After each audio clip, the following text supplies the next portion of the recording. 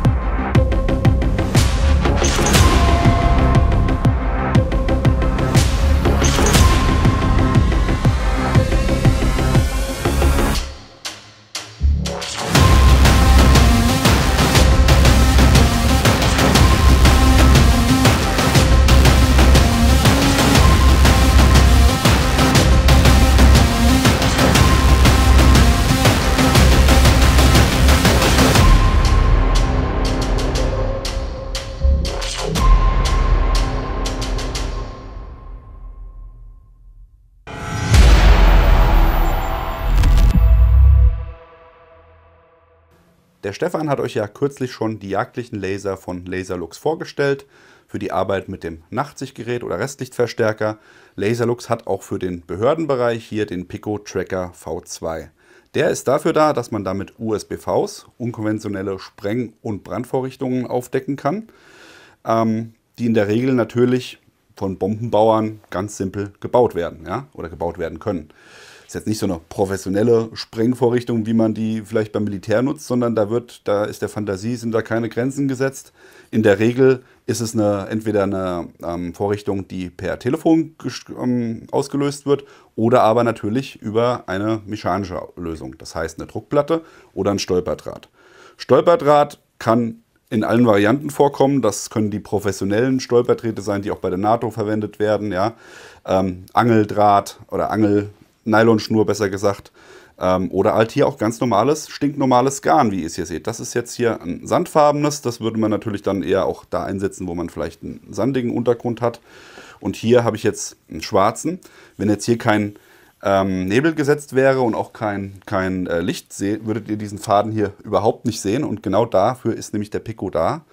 Der ist dafür da, dass man Licht ins Dunkel bringt, um solche Fäden dann auch sichtbar zu machen oder solche Stolperfallen, Stolperdrähte.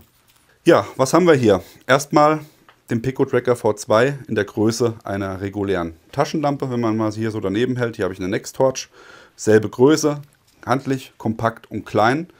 Und das Besondere am Pico Tracker V2 ist, dass der zwei Geräte in einem vereint. Denn man muss natürlich nicht nur in der Lage sein, so einen Stolperdraht aufzudecken bei Tageslicht, sondern vielleicht auch, wenn ich mit dem Nachtsichtgerät arbeite. Ja.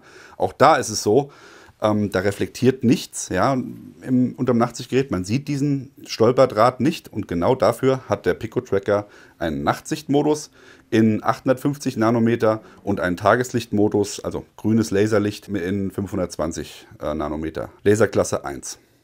Für die Aufklärung der Falle ist es natürlich immer von Vorteil, wenn das Gegenüber nicht mitbekommt, dass man den gerade aufklärt oder dass man in der Aufklärungsphase ist.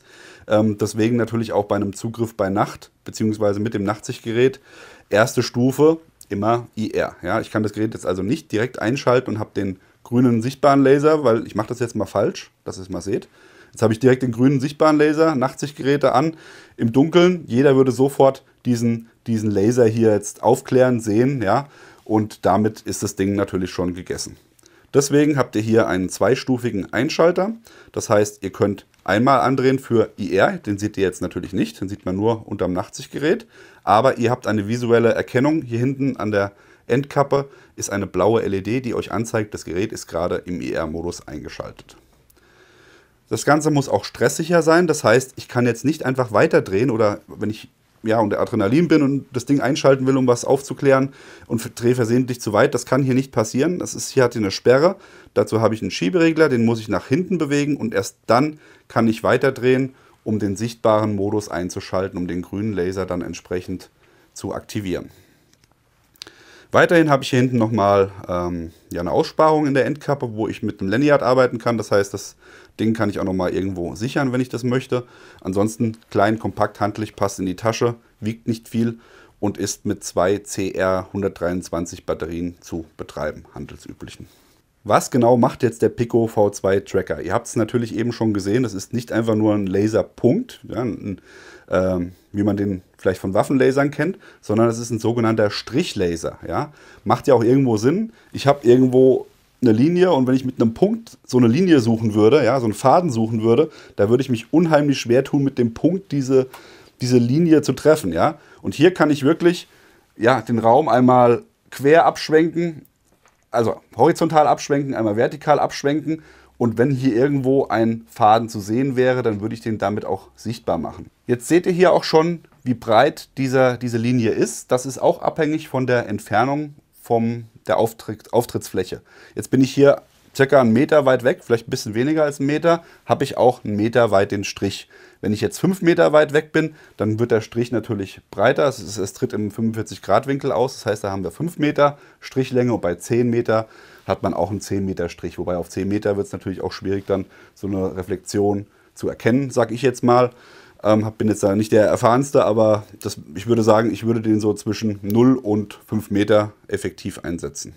Bei der Anwendung ist noch anzumerken, ihr solltet den Laser natürlich immer so halten, damit ihr auch die Projektion auf dem Stolperdraht auch seht. Ja, wenn ich den jetzt genau mir vors Gesicht halte, sehe ich jetzt hier vor meinen Augen direkt auf den Strahl und der Strahl würde dann ja quasi den Faden oder den Stolperdraht verdecken. Ja, ich sehe den Laser, aber ich sehe nicht die Reflexion darauf, weil der Laser zurückkommt. Wenn ich jetzt allerdings hier so ein bisschen vom Körper das weghalte und diagonal drauf strahle, dann sehe ich den Laser und habe dann die Auftrittsfläche auf dem Stolperdraht ein bisschen weiter nebendran und sehe dadurch eindeutig den Stolperdraht. Das ist nochmal ganz wichtig zu erklären, weil sonst hilft auch der beste Laser nichts.